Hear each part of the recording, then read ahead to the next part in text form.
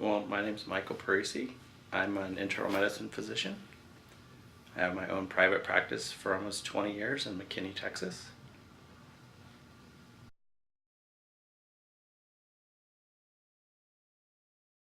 Well, I actually went to Temple Junior College for 2 years and then to the University of Texas for 4 years.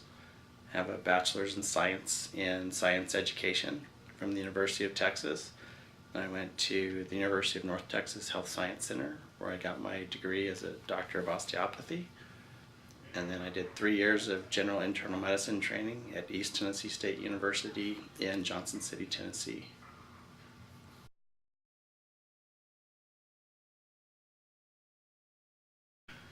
I kind of always wanted to be a doctor. I think growing up I had bad asthma, was in the ER a lot, spent a lot of time around hospitals and doctors, and that's just pretty much what I always wanted to do.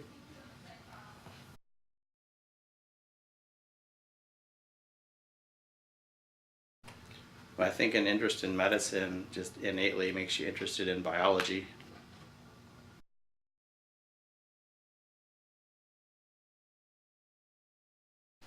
Gosh, at least a year of general biology, genetics, botany, geology, although that's not really biology related, anatomy and physiology, microbiology, medical microbiology, a laundry list of others, I'm sure, that I can't recall the names of.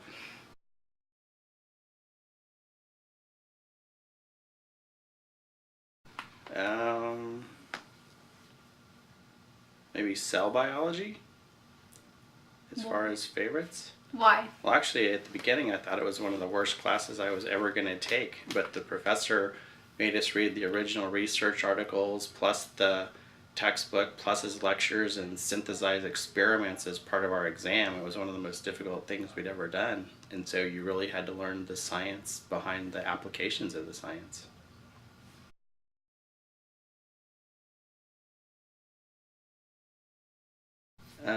No. Okay. Wasn't really interested in research, was interested in just medicine and its applications.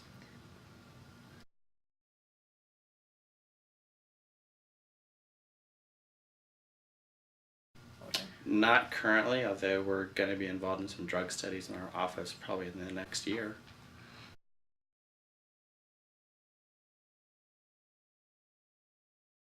They would involve just examining the patients who are involved in the studies, documenting their physical findings, and making sure they're not having adverse reactions to their drugs.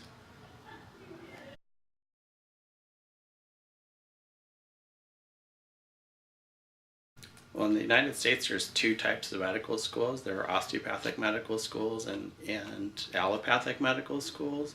In osteopathic medical schools, they teach us about manipulative therapies that can help return the body to its normal status, for lack of a better way to put it.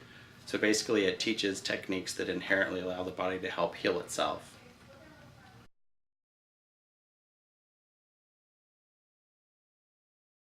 Well, initially, I was interested in orthopedic surgery, and I thought that a lot of the manipulative types of techniques would apply to that, even though in the end I didn't wind up doing orthopedics.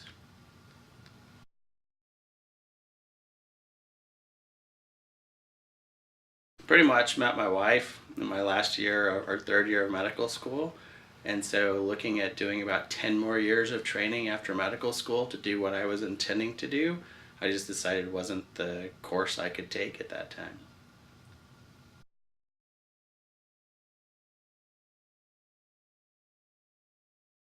General internal medicine.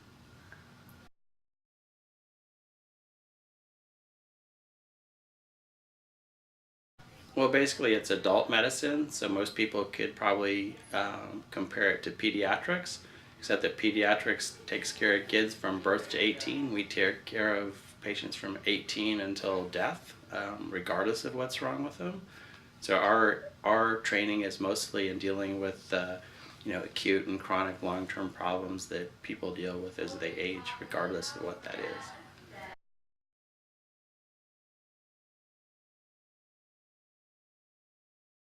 Unfortunately, today it's probably diabetes.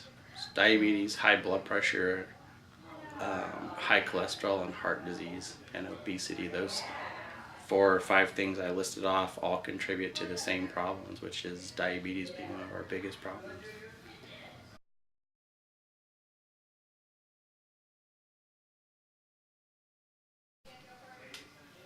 Interesting things to treat.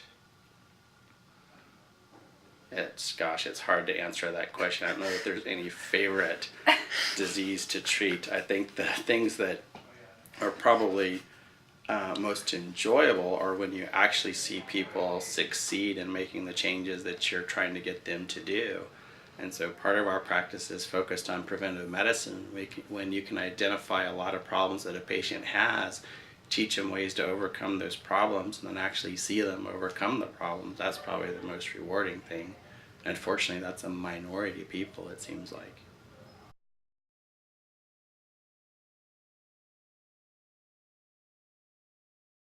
Well, primarily today, that people need to eat right, they need to exercise, they need to either maintain or lose weight for most people.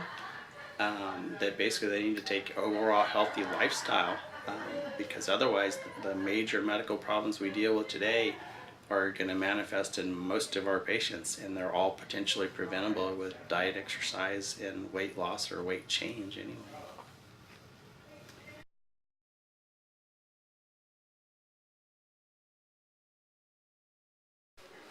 Well, when I finished my residency program, I went to work for Scott and White Hospital in Central Texas, and I had a friend that moved to McKinney, and I had spoken to him on the phone, and he was really liking living here, and talked me into coming up for a visit, and my wife and I drove up to McKinney, and we spent a day here with them, and we decided that there wasn't much you could do other than maybe figure out a way to move here, and that's what we did.